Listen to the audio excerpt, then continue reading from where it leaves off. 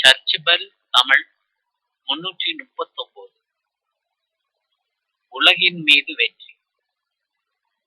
பழைய ஏற்பாடு மற்றும் புதிய ஏற்பாடு ஒப்பீட்டு ஆய்வுகள். விடுதலை பயணம் மோசே தொடர். அன்பார்ந்த பெரியோர்களே, தாய்மார்களே, நண்பர்களே, இறை நம்பிக்கையாளர்களே, இயேசுவுக்கே புகழ், இயேசுவுக்கே நன்றி.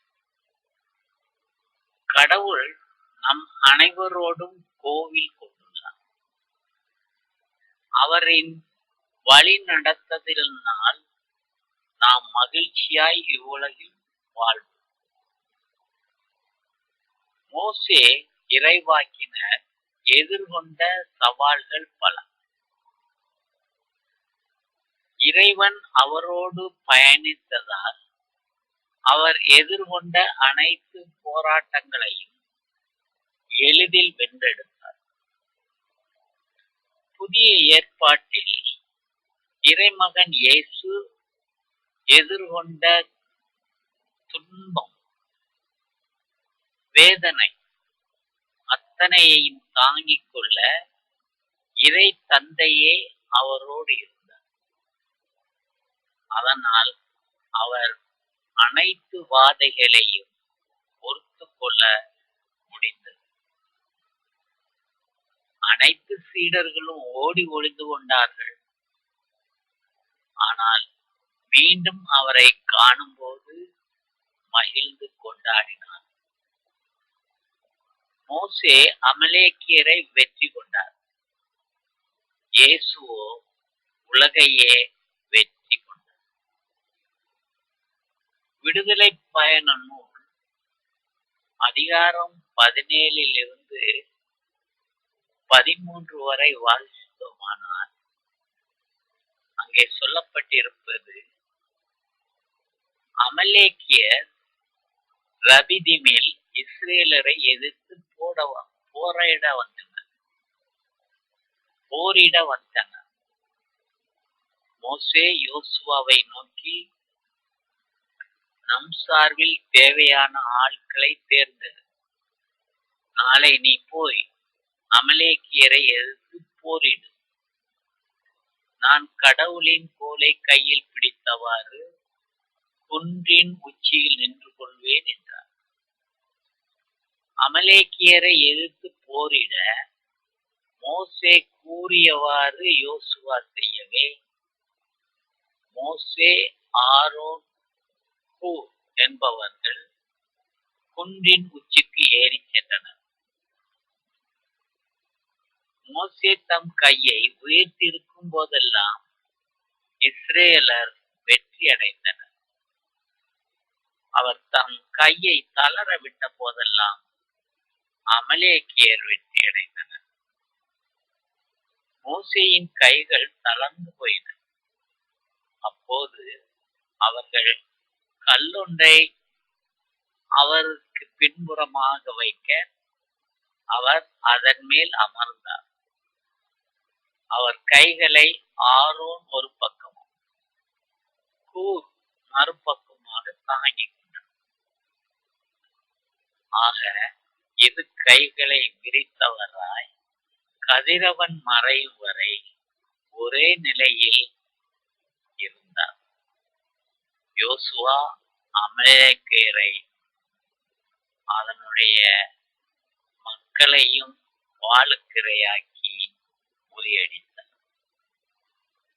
இதே சம்பவமாக நாம் புதிய ஏற்பாட்டில் வாசித்தோமானால் யோவான் அதிகாரம் 16 அதில் 15 முதல் 33 வசனங்களை வாசித்து பார்த்தால், எவ்வாறு இந்த உலகை இயேசு வென்றெடுத்தார், அதை எவ்வாறு முன்னரேயே சீடர்களுக்கு அறிவிக்கிறார் என்பதை நாம் காணலாம். உங்களுக்கு சமாதானம் உண்டாயிருக்கும் பொருட்டு இவைகளை உங்களுக்கு சொன்னேன். உலகத்தில் உங்களுக்கு உபத்திரம் உண்டு, ஆனாலும் திடம் கொள்ளுங்கள், நான் உலகத்தை ஜெயித்தேன் என்றார். இன்னும் சிறிது காலத்தில் நீங்கள் என்னை காண மாட்டீர்கள். மீண்டும் சிறிது காலத்தில் என்னை காண்பீர்கள். இந்த சிறிது காலம் என்பது என்ன? அவர் பேசுவது நமக்கு புரியவில்லையே என்றும் சீடர்கள் பேசிக் கொண்டனர். இயேசு மறுபடியும் சொல்கிறார், உறுதியாக உங்களுக்கு சொல்கிறேன், நீங்கள் அழுவீர்கள், புலம்புவீர்கள், அப்போது உலகம் மகிழும். நீங்கள் துயருவீர்கள், ஆனால் உங்கள் துயரம் மகிழ்ச்சியாக மாறும். இப்போது நீங்களும் துயருவீர்கள், ஆனால் நான் உங்களை மீண்டும் காணும்போது உங்கள் உள்ளம் மகிழ்ச்சி அடையும். உங்கள் மகிழ்ச்சியை யாரும் உங்களிடமிருந்து நீக்கிவிட முடியாது.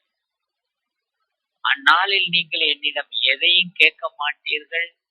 நீங்கள் என் பெயரால் தந்தையிடம் கேட்பதை எல்லாம் அவர் உங்களுக்கு தருவார் என உறுதியாக உங்களுக்கு சொல்கிறேன்.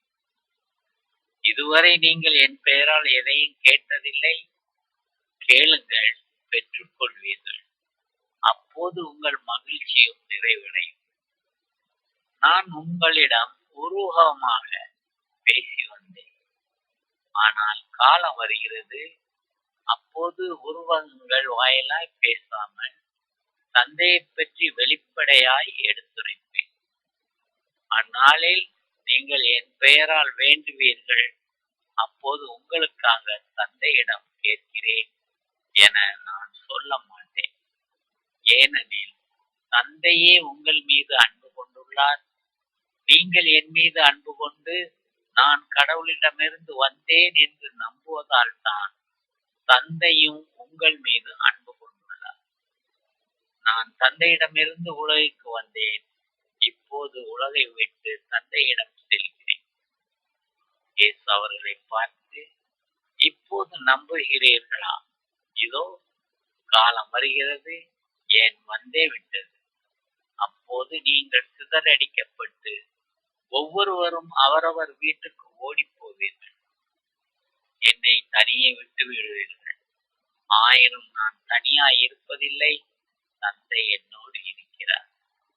என் வழியாய் நீங்கள் அமைதி காணும் பொருட்டே நான் இவற்றை உங்களிடம் சொன்னேன்.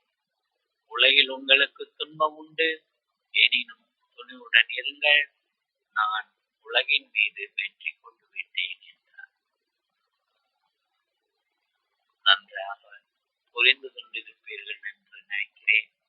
இறைமகன் இயேசு தனக்கு வரும் சிலுவை சாவை முன்னரே தெரிந்தவராய் தன்னுடைய சீடர்கள் முதற்கொண்டு அவரை விட்டு ஓடி போவார்கள்.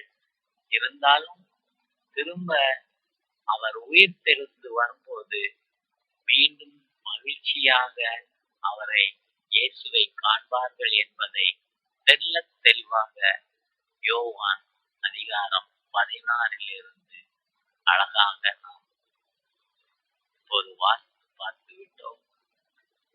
நன்றாக சிந்தித்து செயல்படுங்கள்.